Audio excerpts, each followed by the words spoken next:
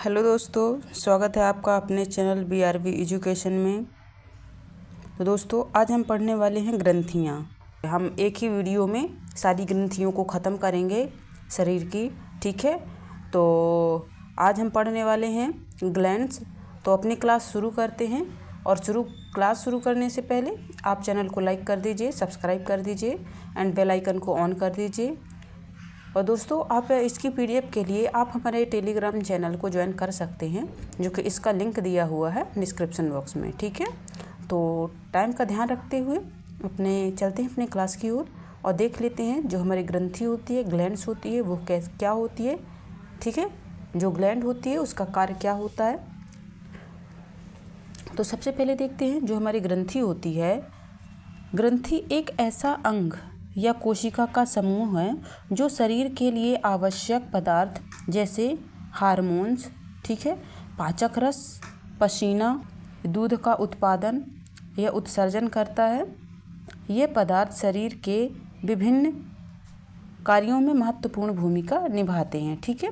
दोस्तों, आपने सभी वीडियो में आपको मैंने एक ही बात बोली है अभी तक कि आप हमारे टाइपिंग में आप ध्यान मत देना, जो वर्ड मैं बोल रही हूँ आप उसमें ध्यान देना, ठीक है। क्योंकि जब हम इसकी PDF बनाते हैं तो अगर इतनी बड़ी PDF बनाते हैं तो एक दो गलतियाँ होना स्वाभाविक सी बात है, क्योंकि उसमें एक्सेप्ट नहीं कर पाता है शब्द हिंदी का, ठीक है। उसमें इंग्लिश का वर्ड लिख जाता है और हमें हिंदी लिखनी पड़ती है आप लोगों की समझने के लिए। तो इसलिए बीच बीच में एक दो मिस्टेक हो सकती हैं, ठीक है। तो आप इग्नोर कीजिएगा और क्लास को आप ध्यान दीजिएगा, जो मैं बता रही हूँ आप उस पर ज़्यादा फोकस कीजिए। हमारे शरीर में मुख्यतः दो प्रकार की ग्रंथियाँ पाई जाती हैं, ठीक है। अब वो दो प्रकार की कौन कौन सी हैं। एक पाई जाती है हमारी अंतःस्रावी ग्रंथि और एक हमारी हो जाती है बाह्यस्रावी ग्रंथि, ठीक है। इसको हम बोल देते हैं एंडोक्राइन ग्लैंड, और जो हमारी बाह्यस्रावी ग्रंथि है उसको हम बोल देते हैं एक्सोक्राइन ग्लैंड, ठीक है। सबसे पहले हम देखेंगे अंतःस्रावी ग्रंथि। तो अंतःस्रावी ग्रंथियाँ नलिका विहीन होती हैं। अंतःस्रावी ग्रंथियाँ नलिका विहीन होती हैं और अपने द्वारा उत्पादित पदार्थों जैसे हार्मोन्स को सीधे रक्त प्रवाह में छोड़ती हैं और इनका कोई बाह्य नलिका नहीं होती है, ठीक है। इनकी जो अंतःस्रावी ग्रंथियाँ होती हैं इनकी कोई बाह्य नलिका नहीं होती है। इनको हम ऐसे भी बोलते थे, ये डक्टलेस होती हैं, ठीक है। अब देख लेते हैं दोस्तों, मैंने चित्र पहले ही इसके डाल दिया है एंडोक्राइन का, तो आप इसको देख लीजिए। नहीं तो मैं सारी ग्लैंड्स बताने के बाद जितने भी हमारे अंतःस्रावी ग्रंथियाँ हैं पढ़ाने के बाद ही आपको मैं इस चित्र को दिखाऊंगी, क्योंकि मैंने पहले इसलिए डाल दिया है कि आप इस चित्र को देख लें। हमारे जो अंतःस्रावी ग्रंथियाँ होती हैं वो कौन कौन सी होती हैं, ठीक है। तो आप देख सकते हैं कि हमारी कौन कौन सी। सबसे पहले आ जाती है हमारी हाइपोथैलेमस, फिर आ जाती है पिट्यूटरी ग्लैंड, फिर थायराइड आ जाती है, पेनक्रियाज, ठीक है, एड्रीनल हो जाती है, और ये हो जाता है हमारा प्लेसेंटा। ये हमारी हो जाती है पीनियल ग्लैंड, ये थाइमस हो जाती है, ये ओवरी हो जाती है और ये टेस्टिस हो जाती है, टेस्टिकल, ठीक है। और इसको हम टेस्टिस भी बोल देते हैं क्योंकि ये मेल में पाई जाती है, और जो ये होती है ओवरी होती है वो फीमेल में पाई जाती है। तो ये हमारी हो जाती हैं एंडोक्राइन सिस्टम, ठीक है। अब देखते हैं हम इनका विस्तार देखते हैं, एक एक करके हम सभी ग्रंथियों को देखेंगे जितने भी हमारी एंडोक्राइन ग्लैंड हैं। तो सबसे पहले देखते हैं हम हमारी पीनियल ग्लैंड, ठीक है। पीनियल ग्रंथि के स्रावित स्थान क्या है, यह मस्तिष्क के मध्य में होती है, ठीक है। ये जो स्थान होता है इसका स्थान क्या होता है, तो यह स्थान होता है इसका मस्तिष्क में पाई जाती है ये, ठीक है। ये रिलीज क्या करती है, तो मेलाटोनिन हार्मोन्स जो है होता है हमारा, ये रिलीज करती है। और इसका कार्य क्या है, तो नींद और जैविक घड़ी को नियंत्रित करती है, ठीक है।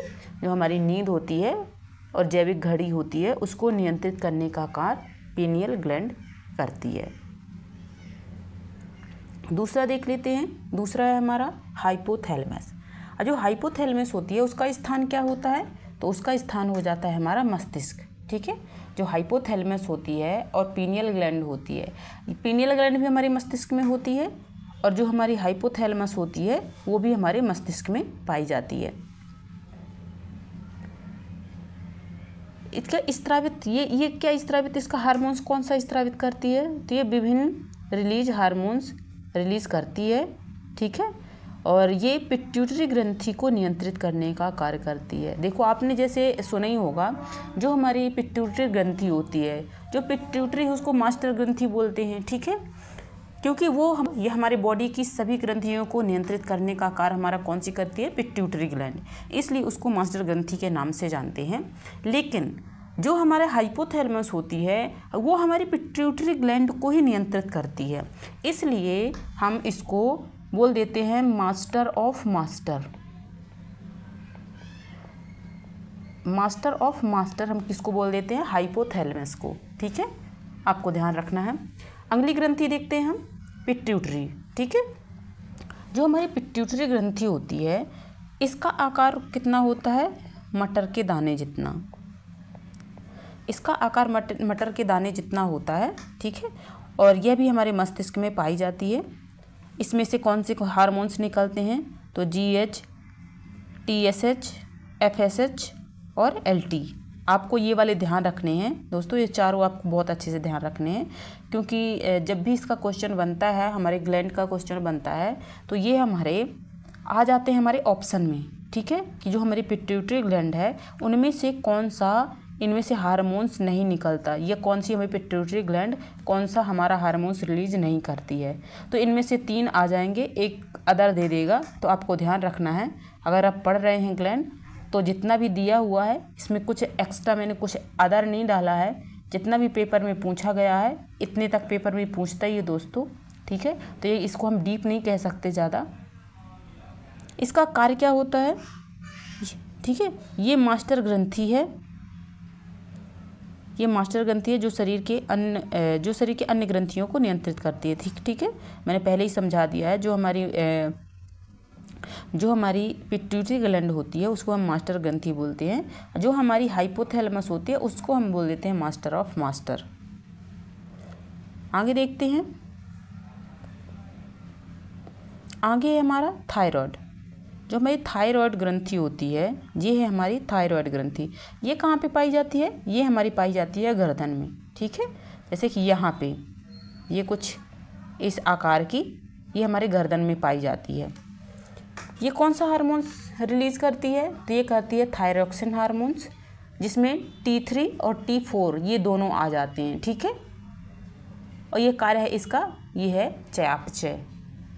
आगे देख लेते हैं, जो हमारी 5वीं ग्लैंड है ये है पैराथायराइड। एक हो जाती है थायराइड और ये एक हो जाती है पैराथायराइड। जो थायराइड होती है ये हमारे गले में पाई जाती है, और जो पैराथायराइड होती है ये थायराइड के पीछे पाई जाती है, ठीक है। ये कौन सा, ये पैराथार्मोन हार्मोन्स रिलीज करती है।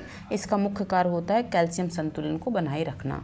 जो हमारे शरीर में कैल्शियम होता है उसके संतुलन को बनाए रखना। अब 6वीं जो हमारी ग्रंथि है, तो ये ग्रंथि का नाम है एड्रीनल ग्लैंड, ठीक है। ये गुर्दे के ऊपर होती है।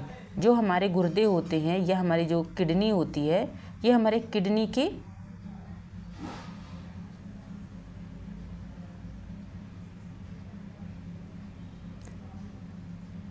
ये जो हमारी किडनी होती है, किडनी के ऊपर लगे हुए होती हैं, ठीक है। ये इसमें से कौन से हार्मोन्स निकलते हैं, तो एड्रेनल हार्मोन्स निकलते हैं। इसको हम उड़ो या लड़ो हार्मोन्स के नाम से भी जानते हैं। इसको कॉर्टिसोल भी रिलीज़ करता है, कॉर्टिसोल हार्मोन्स भी रिलीज़ करता है। इसका कार्य क्या होता है, तनाव प्रतिक्रिया, रक्तचाप नियंत्रण, ठीक है। जो हमारी 7वीं ग्रंथि है उसका नाम है अग्नाशय, ठीक है। इसको हम पैनक्रियाज भी बोल देते हैं। कभी कभी अगर आ जाए हमारी इंग्लिश से तो आपको ध्यान रखना है, इसको पैनक्रियाज भी बोल देते हैं। इसका स्थान है पेट, ठीक है। ये अग्नाशय हमारे पेट में पाई जाती है। इसमें कौन सा इसमें हार्मोन्स स्रावित करती है ये, तो ये करती है इंसुलिन और ग्लूकागॉन। इसका कार्य क्या होता है, तो इसका कार्य हो जाता है हमारे रक्त में शर्करा के स्तर को नियंत्रित करना। अब देखते हैं हमारी 8वीं ग्रंथि। 8वीं ग्रंथि है हमारी थाइमस, ठीक है। ये है थाइमस, कहाँ पे पाई जाती है, तो ये थाइमस पाई जाती है हमारे छाती में। ये थाइमोसिन हार्मोन्स रिलीज करती है, ठीक है। ये प्रतिरक्षा प्रणाली को विकसित करता है या करती है। ठीक है, अगली ग्रंथ का नाम है हमारी गोनेड्स। ठीक है, गोनेड्स जो होती है ये अंडकोश या डिंबवाहिनी होती है। ये पुरुष में पाई जाती है अंडकोश में, और महिलाओं में पाई जाती है अंडाशय में। ठीक है, जो गोनेड्स होती है ग्लैंड, ये कौन सा हार्मोन से स्रावित करती है? तो जो पुरुष की अंडकोश वाली ग्लैंड्स होती है वो करती है टेस्टोस्टेरोन, और जो हमारी महिलाओं वाली होती है वो करती है दोनों, एक तो ये करती है एस्ट्रोजन और दूसरा करती है प्रोजेस्टेरोन। ठीक है, आगे देख लेते हैं इसका कार्य क्या है। तो यौन विकास और प्रजनन नियंत्रण करना। ठीक है, अब ध्यान रखिएगा। आगे देखते हैं। अब हमारा आता है बाह्यस्रावी ग्रंथियाँ। हमने अंतःस्रावी ग्रंथियाँ पढ़ ली हैं, और बाह्यस्रावी ग्रंथियाँ करने से पहले मैं आपको चित्र दिखाऊंगी। ठीक है, ये वाला। अब यहाँ से आपको मैं समझा देती हूँ कि कौन सी ग्रंथि कहाँ पे पाई जाती है। तो जैसे हमने सबसे पहले देखा है हमारी हाइपोथैलेमस है। ठीक है, हाइपोथैलेमस हमारी ग्रंथि ये पाई जाती है हमारे यहाँ पास, जैसे कि ये आप देख पा रहे होंगे। ठीक है, यहाँ पास हमारी पाई जाती है हाइपोथैलेमस। जो पिट्यूटरी ग्लैंड होती है वो पाई जाती है यहाँ पे निकली हुई होती हैं। ठीक है, ये पिट्यूटरी ग्लैंड जो होती है मटर के दाने के समान होती है, और इसमें 2 भाग होते हैं। जो पीनियल ग्लैंड होती है ये हमारे मस्तिष्क के बीच के में पार्ट में होती है। जो पीनियल ग्लैंड होती है वो हमारे मस्तिष्क के बीच के पार्ट में होती है। अब जैसे थायराइड आया, ठीक है, तो आप देख रहे हैं ये घोड़े के नाल के समान होती है। दोस्तों कभी कभी इसके क्वेश्चन ऐसे भी बन जाते हैं कि जो थायराइड ग्रंथि होती है उसका आकार किसके समान होता है। तो या तो आप तितली के समान बोल सकते हैं या घोड़े के नाल के समान बोल सकते हैं। ठीक है, ये दोनों आपको बहुत अच्छे से ध्यान रखना है। ये हो जाता है थाइमस। ठीक है, ये हमारे सीने में पाई जाती है, छाती में। ये आ जाती है हमारी पेनक्रियाज। ठीक है, इसको हम बोल देते हैं अग्नाशय। अग्नाशय हमारी पाई जाती है यहाँ पे। ठीक है, और अब हमारी आती है ये एड्रीनल ग्लैंड। ठीक है, तो एड्रीनल ग्लैंड कहाँ पे पाई जाती है? तो एड्रीनल ग्लैंड दोस्तों पाई जाती है, ये जो हमारी किडनी होती है ना, ये किडनी के ऊपर जो आपको ये पीला भाग दिख रहा होगा, ये किडनी के ऊपर होती है, लगी हुई होती है। और ओवरी और टेस्टिकल ये तो आपको पता ही है। ठीक है, मैंने बता दिया है आपको सभी इंडोक्राइन जितनी भी ग्लैंड है मैंने बता दिया है। अब देखते हैं हम एक्सोक्राइन ग्लैंड। ठीक है, ये हमारी एक्सोक्राइन ग्लैंड हो जाती हैं, और ये ग्रंथियाँ नलिकाओं में होती हैं। ठीक है, इन ग्रंथियों में नलिकाएं होती हैं। जो बाह्यस्रावी ग्रंथियाँ होती हैं उनमें नलिकाएं होती हैं, जिससे स्राव किसी सतह या अंग में छोड़ा जाता है। मैंने चित्र पहले लगा दिया है इसका, इसलिए पहले अभी नहीं समझाऊंगी आपको चित्र को। पहले हम इसका वर्णन देख लेते हैं, कौन कौन सी हमारी बाह्य ग्रंथियाँ हैं। इसके बाद फिर मैं आपको चित्र के माध्यम से समझाऊंगी। अगर आप पॉज करके देख सकते हैं तो आपकी मर्जी है। और दोस्तों आप क्लास को पूरा देखा करिए। ठीक है, आधे अधूरे में आप छोड़ देंगे तो आपको समझ नहीं आएगा। भले आप x 2x कुछ करके आप देख लीजिए। ठीक है, लेकिन आप क्लास को पूरी कीजिए। ये इतनी बड़ी भी क्लास नहीं होती है कि आपको बोरिंग फील हो। वैसे भी मैं इतनी बड़ी क्लास नहीं बनाती हूँ। एक चैप्टर, छोटा सा चैप्टर ले करके एक ही क्लास में ख़त्म कर देती हूँ। ज़्यादा से ज़्यादा 30 मिनट 28 मिनट का ही होता है हमारा सेशन। ठीक है, तो हमारी जो पहली ग्रंथि है, जो हमारी बाह्यस्रावी ग्रंथि हैं, ठीक है, वो कौन सी है पहली? तो पहली का नाम है हमारी लार ग्रंथि। सबसे पहले मुंह से शुरू होती है। ठीक है, और ये जो हमारी लार ग्रंथि होती हैं सलेवरी ग्लैंड इसको बोलते हैं। ठीक है, ये इसमें कौन सा स्त्राव होता है? तो लार का स्त्राव होता है। और इसका कार्य क्या होता है लार ग्रंथि का? ये हमारे पाचन में सहायता करती है और मुंह को गीला बनाकर रखती है। अगली ग्रंथि हमारी है स्वीट ग्लैंड, इसको हम पसीना ग्रंथि भी बोलते हैं। ठीक है, और जो ये रिलीज करती है तो ये हमारा करती है पसीना रिलीज करती है, और शरीर का तापमान नियंत्रित करने का काम करती है हमारी पसीना ग्रंथि। आगे देखते हैं जो हमारी तेल ग्रंथि होती है, इसको सेबेसियस ग्लैंड भी बोल देते हैं। ठीक है, और ये क्या स्त्राव करती है? सीबम स्त्राव करती है, और इसका कार्य होता है त्वचा और बालों को नम बनाए रखना। अगली ग्रंथि हमारी अग्नाशय, जैसे कि हम देख चुके हैं। जो अग्नाशय हमारी होती है पैनक्रियाज जिसको बोल देते हैं, यह एंजाइम रिलीज करती है और पाचन में सहायक होती है। यह एक मिश्रित ग्लैंड भी है, ठीक है। जो हमारी एंडोक्राइन ग्लैंड है, यह मिश्रित ग्रंथि भी इसको बोलते हैं। यह हमारी अंतःस्रावी और बाह्यस्रावी दोनों ग्रंथियों के अंतर्गत आती है। अगली ग्रंथि देखते हैं अश्रु ग्रंथि, इसको लैक्राइमल ग्लैंड बोलते हैं। जो हमारी अश्रु ग्रंथि होती है उसको लैक्राइमल ग्लैंड बोलते हैं और इससे हमारे आंसू स्रावित होते हैं और आँख को साफ और नम बनाए रखना इसका कार्य होता है। अगली ग्रंथि है स्तन ग्रंथि। जो स्तन ग्रंथि होती है उसमें दूध का स्राव होता है और यह शिशु के पोषण में सहायक होती है, ठीक है। पहले हम चित्र देख लेते हैं।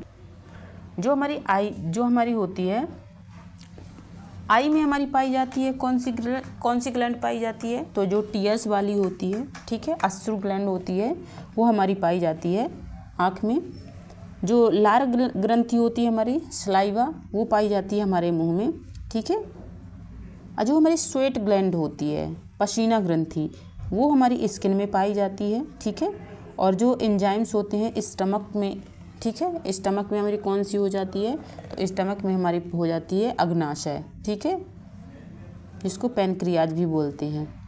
और ब्रेस्ट में हमारी कौन सी हो जाती है, तो ये ब्रेस्ट में हो जाती है हमारी मिल्क ग्लैंड, ठीक है, दुग्ध ग्रंथि हो जाती है। लीवर में हमारी वाइल जूस वाली हो जाती है, वाइल जूस इसमें पाया जाता है, ठीक है। और ये वाली पैनक्रियाज तो आपने देख ही लिया, मैंने बता दिया, ये वाली पैनक्रियाज हो जाती है, इसमें जूसेस होते हैं और ये इंटेस्टाइन से, ठीक है, म्यूकस वगैरह इंटेस्टाइन में होता है। ये हमारी बाह्यस्रावी ग्रंथियाँ हो जाती हैं। अब देख लेते हैं कि हमारी जो मिश्रित ग्रंथि होती है, मिश्रित ग्रंथि को देख लेते हैं और हम क्लास को ख़त्म करेंगे। हमारी क्लास आज इतनी ही थी। तो मिश्रित ग्लैंड जो है, कुछ ग्रंथियाँ दो प्रकार की होती हैं, जैसे अग्नाशय, इसका अग्नाशय बहुत अच्छा उदाहरण है। अग्नाशय दोनों के अंतर्गत आ जाती है, ठीक है। ये बाह्यस्रावी ग्रंथि और अंतःस्रावी ग्रंथि दोनों के अंतर्गत आ जाती है। ये एंडोक्राइन भाग इंसुलिन और ग्लूकागॉन रिलीज़ करती है और एक्सोक्राइन में ये पाचक एंजाइम रिलीज़ करती है। कुछ थोड़ी महत्वपूर्ण बातें समझ लेते हैं, ठीक है। ये ग्रंथियाँ हार्मोन बनकर शरीर के कार्यों को बहुत सूक्ष्म रूप से नियंत्रित करती हैं, ठीक है। आगे है एंडोक्राइन सिस्टम और नर्वस सिस्टम मिल करके शरीर का संचार एवं संतुलन बनाए रखते हैं। हार्मोन्स की कमी या अधिकता से कई रोग हो जाते हैं, जैसे हाइपोथायरॉयडिज्म, डायबिटीज़ और एक्रोमेगाली, ठीक है। दोस्तों, हमारी क्लास आज इतनी थी, मैंने सभी ग्लैंड बता दिए हैं आपको, ठीक है। तो अब हम क्लास को यहीं पे समाप्त करेंगे और अगर आपने चैनल को लाइक नहीं किया है, सब्सक्राइब नहीं किया है, तो आप चैनल को लाइक कर दीजिए, सब्सक्राइब कर लीजिए। अगर आपने कर दिया है तो आपका बहुत बहुत धन्यवाद। दोस्तों, अब हम क्लास को यहीं पे विराम देंगे। यहाँ तक बने रहने के लिए आप सभी दोस्तों का बहुत बहुत धन्यवाद एंड बाय।